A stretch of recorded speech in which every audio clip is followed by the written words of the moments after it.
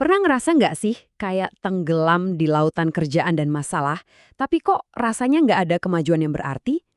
Nah, gimana kalau ternyata ada cara buat memilah semua gangguan itu dan fokus ke hal-hal yang beneran penting? Hari ini, kita bakal kupas tuntas sebuah prinsip super canggih dari seorang ekonom Italia, Vilfredo Pareto. Sebuah alat bantu buat kita menemukan kejelasan dan efisiensi. Oke, jadi kita bakal bahas apa aja nih. Pertama, kita akan pahami dulu apa itu kekuatan prinsip 80-20. Terus kita kenalan sama sosok di baliknya, Vilfredo Pareto. Setelah itu, kita akan belajar alat praktisnya, yaitu diagram Pareto, lalu lihat langsung aksinya di studi kasus beneran di PTX, dan terakhir kita bakal lihat gimana prinsip ini masih relevan banget di dunia kita sekarang. Oke, bagian pertama, kita bedah dulu inti dari semua ini. Prinsip kekuatan 80-20. Idenya kelihatannya simple banget, tapi dampaknya, wah, bisa mengubah cara kita kerja dan bahkan cara kita hidup. Pasti pernah ngerasain kan? To-do list yang panjangnya nggak karu-karuan, sumber daya yang terbatas, tapi target harus tetap tercapai. Rasanya tuh kayak kita sibuk matiin api-api kecil di mana-mana, tapi kebakaran utamanya nggak pernah kesentuh. Bikin frustrasi. Nah, disinilah prinsip Pareto ini jadi penyelamat. Prinsip ini, atau yang sering disebut aturan 80/20, ngasih kita cara pandang yang cerdas.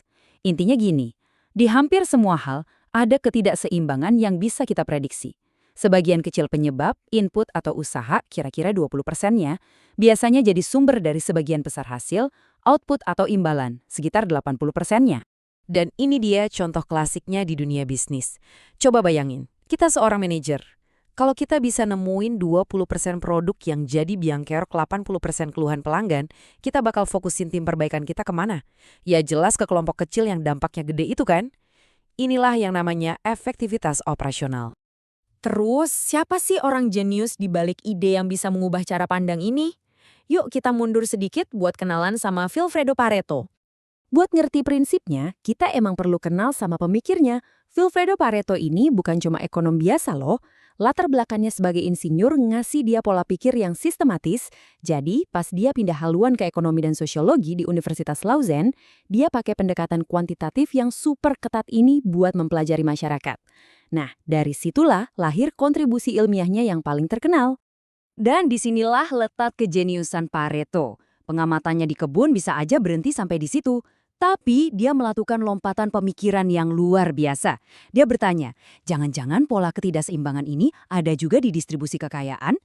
Waktu dia menganalisis data kepemilikan tanah di Italia, dia nemuin pola yang sama persis. Sekitar 80% tanah ternyata dimiliki oleh 20% populasi. Dari pengamatan kacang polong yang sederhana, lahirlah sebuah prinsip sosioekonomi yang universal. Oke, pengamatan Pareto emang brilian, tapi bagaimana cara kita menerapkannya di kehidupan nyata?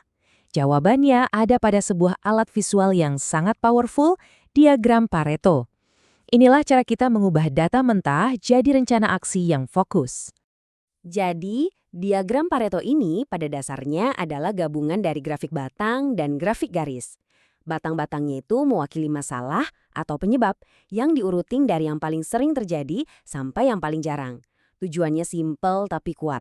Secara visual, misahin mana masalah yang sedikit tapi penting yang kita sebut the vital few dari masalah yang banyak tapi sepele atau the trivial many. Langkah pertamanya adalah stratifikasi data. Seperti yang bisa kita lihat, kategori masalahnya diurutin dari yang frekuensinya paling tinggi ke paling rendah. Tujuannya apa? Biar secara visual, masalah yang paling signifikan itu langsung kelihatan menonjol. Bahkan sebelum kita analisis lebih jauh, mata kita pasti langsung tertuju ke batang paling tinggi di sebelah kiri itu. Sekarang, kita tambahin komponen utamanya, garis persentase kumulatif. Perhatiin deh pergerakan garisnya. Titik pertama itu persentase dari batang pertama.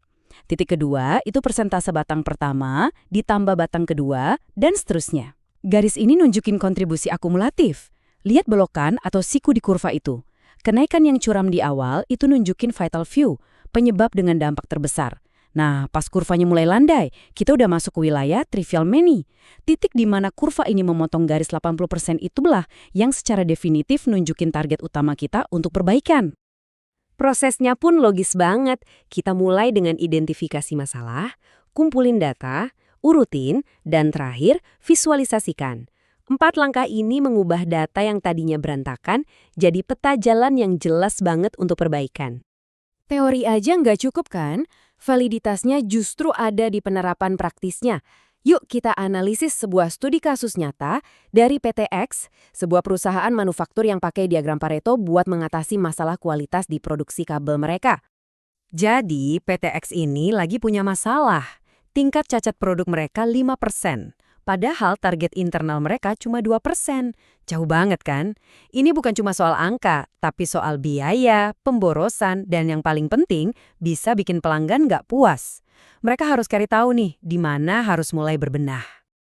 Akhirnya, mereka kumpulin data selama 3 bulan.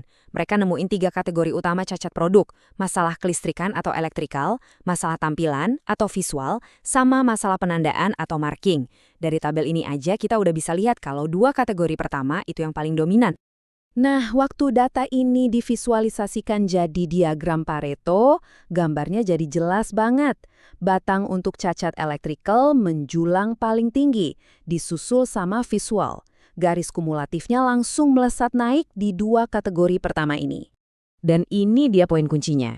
Cacat elektrikal itu kontribusinya 45% dari total masalah. Tambahin cacat visual yang 40%, dan secara kumulatif, kedua masalah ini, cuma 2 dari 3 kategori, ternyata menyebabkan 85% dari semua cacat produk.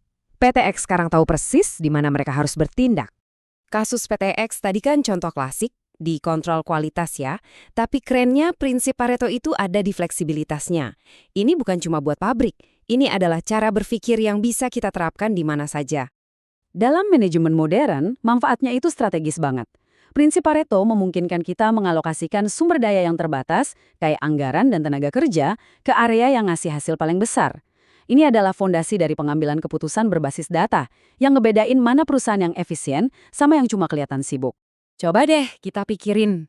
Dalam pengembangan software, Microsoft pernah nemuin kalau 20% bug itu menyebabkan 80% error. Dalam manajemen waktu pribadi, mungkin 20% tugas kita itu yang memberikan 80% dari kepuasan atau kemajuan karir. Dari logistik sampai pendidikan, polanya muncul terus-menerus. Jadi, inilah inti dari semua yang udah kita bahas. Ini bukan soal kerja lebih keras, tapi kerja lebih cerdas. Ini tentang mengambil jeda, menganalisis, dan kemudian dengan sengaja mengarahkan energi kita ke titik-titik yang punya pengaruh paling besar. Sebagai penutup, saya mau kasih pertanyaan ini untuk kalian renungkan. Mengidentifikasi apa 20% vital kita masing-masing, itu bisa jadi langkah pertama menuju efektivitas yang luar biasa. Terima kasih sudah menyimak kupasan kali ini.